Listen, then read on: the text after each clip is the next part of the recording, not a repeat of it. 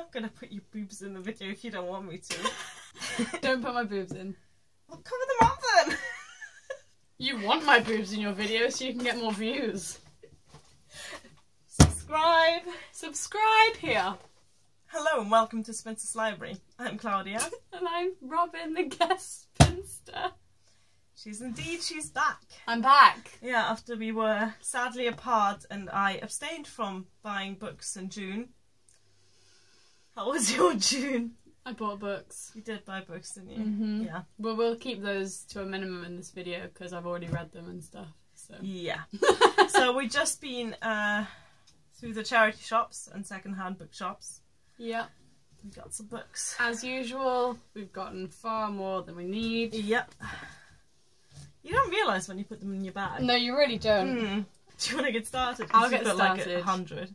As usual, I've got the most amount of books. So, Fear the Worst by, I don't even look, Linwood Barclay. That's such a fake good name. That's a fake name. That's such a good name though. Okay, so this person has written two others as well, No Time for Goodbye and Too Close to Home. And it basically just says his daughter's gone missing and that's just the beginning, and I just love creepy, like, mystery, thrillery books. And that certainly looks like just one. really like the title. Picked it up. That'll do. Alright, my first book is a Neil Gaiman, which I picked entirely because I haven't read any Neil Gaiman yet, and this is the first one I saw. It's called The Ocean at the End of the Lane. I know nothing about this book. Have you read any Neil Gaiman? Nope. Okay, my next one. I have actually read this book. It's Hull by Louis Sachar? Sachar? I don't really know. Sachar? No idea.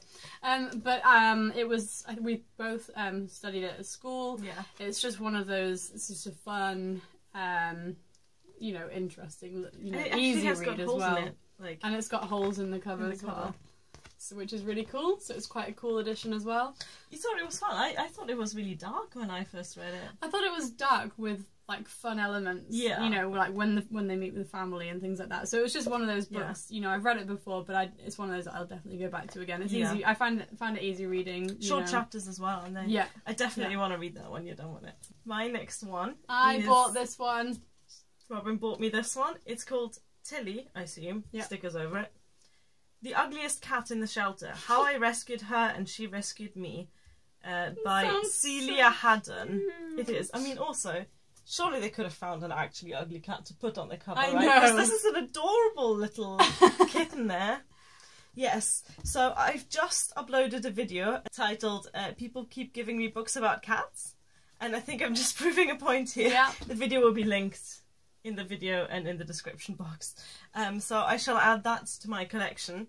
And it's a heartwarming true story of how an ugly, unwanted, cowering young cat helped her owner through the most difficult time of her life. It sounds so cute. Oh, and right on cue, little beetles come in. Hi, beetle. Hey, little guy.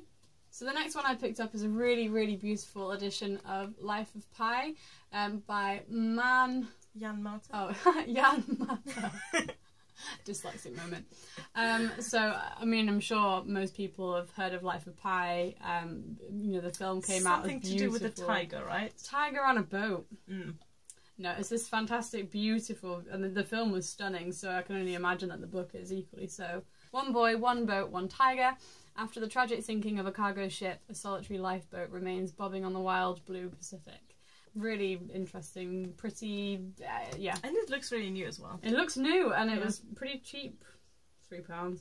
But it was a nice edition, not going to complain. Yeah, people in the UK, have you found that Oxfam is the most expensive charity shop for books? Yep. It's got the best selection. But the worst prices, unfortunately. You do another one, because you've got way more than me. Okay, so this next one that I'm going to talk about is the creepiest thing that happened today. Yes. I have never ever experienced something that's given me the heebie-jeebies so bad. So, Claudia had lent me a book called Elsewhere by Gabrielle Zevin. And I read it and just completely fell in love with it. It's a YA book. You can probably say a bit more about it because you've read it. It's like a YA sort of contemporary / magical realism book about a 15-year-old girl who dies, and that's the beginning of the book. Yeah, and it's all about kind of the afterlife, I guess, but it's really beautiful. It's quite comforting if it's something that bothers you, like dying and things like that. It certainly sort of made me feel quite comfortable with it. So it's we were wandering around a bookshop and I said, I just really like my own copy of Elsewhere, and honestly, on cue, on the bottom shelf, I just looked down and that was staring at me. Like the second she said, I really want my own copy, she bent down and picked it up. It was actually seconds. This is no exaggeration, people. It was there. Something creepy is going on. Like if this was a film, there'd be like a little dling. Yeah. And like a little beam of light. Yeah. Yes. So creepy, but it's a beautiful, beautiful edition as well. It looks new to me and absolute bargain. Yeah. Really creepy. I'm really glad that you found yours. Because also, I've been quite negative about this. You've been saying, oh, I really want to find that. And I said, came out like 10 years ago, you're never going to find this in a charity shop. Like, you may as well just buy your own from Amazon. Like, yeah. So it was just one of those real bizarre moments. But I'm happy. Really pleased you found that. Me too. Okay, so this is kind of the other way around, because I Let You Go by Clare Mackintosh is a book that you lent me, and it's a kind of psychological thriller, crime thriller type thing, set in South Wales. I spoke about this in a wrap-up, which I'll also link, so you can look at that. And I really, really like this. It's a real page-turner. It's very creepy and beautifully written. And yeah, Robyn had lent me that after she read it and absolutely loved it. So, it's definitely the best book I've read this year. It's just completely...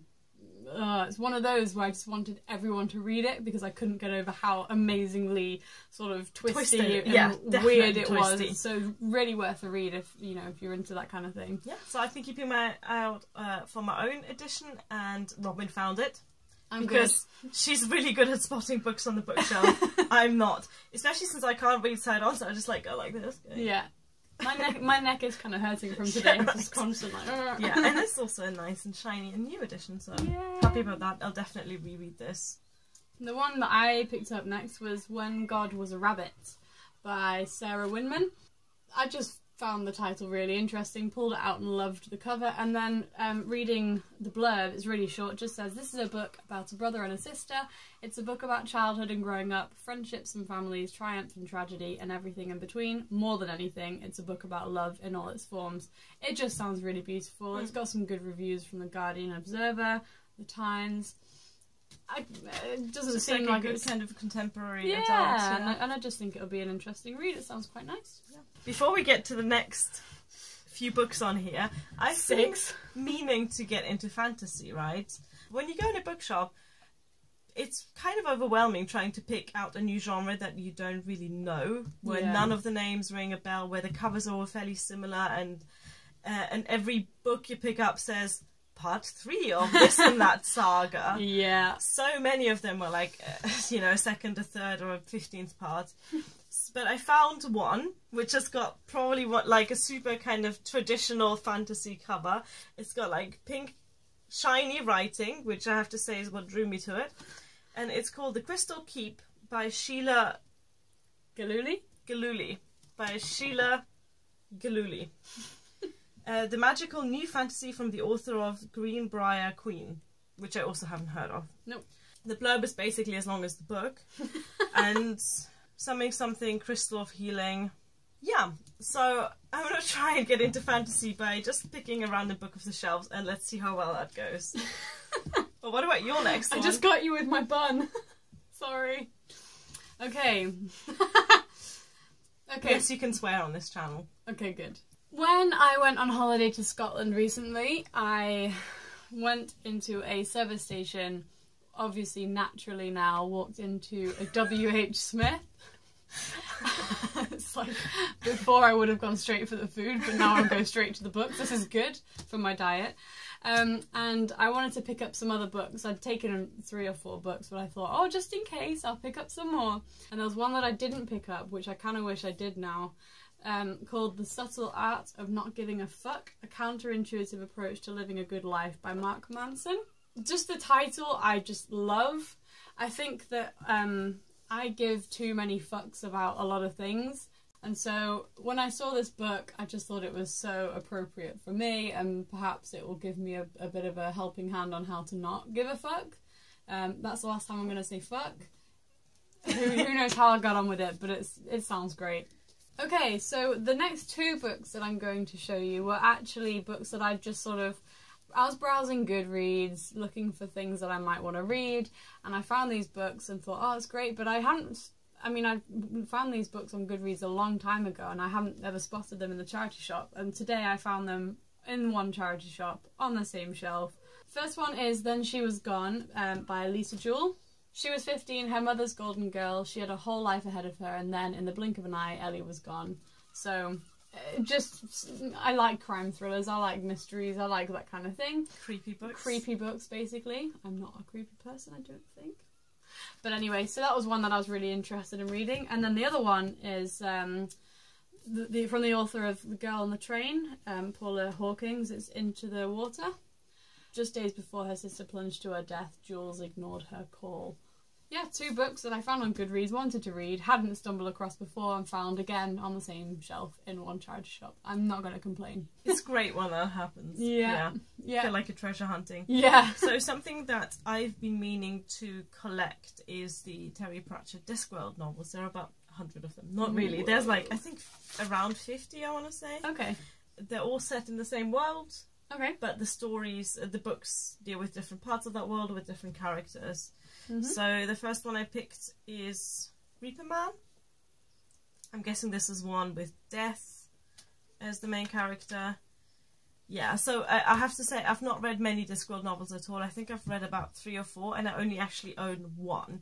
But it's a series that I'm really aiming to collect throughout my life, because they're really wonderful novels. They're absolutely hilarious. Yeah. I think even you might enjoy them. They're kind of even me humorous. Well, because you know it's fantasy, right? But they're kind of humorous fantasy, and yeah, I've not read Reaper Man yet, so that's one. And the others you'll get to hear in a bit. What's your next book? Because we've just got so many books, it's ridiculous. Okay, so my next one is All That She Can See by Carrie Hope Fletcher. So I just stumbled across Carrie Hope Fletcher on Instagram. I follow her brother Tom Fletcher, who is in McFly. Yes, I'm a fan. So basically, Carrie Hope Fletcher, she's a kind of musical theatre star, and she's wonderful and really creative and lovely. Minerva! Hi, Minerva! Yes, very nice, Minerva. Come on, at least show everyone your stupid little face. Say hi. This is how you hold a cat, by the way. Pro tip. She looks so calm. She is. I couldn't do this with most cats, could I? No, that's true. Alright, now kiddle off. She's not kiddling off. No. So anyway, she just seems like a lovely person. Follow her on Instagram. She's really upbeat and lively and lovely. She's got a YouTube channel as well, I think. Really? So maybe we could link that up. I don't know. Yeah, we'll do. She's great.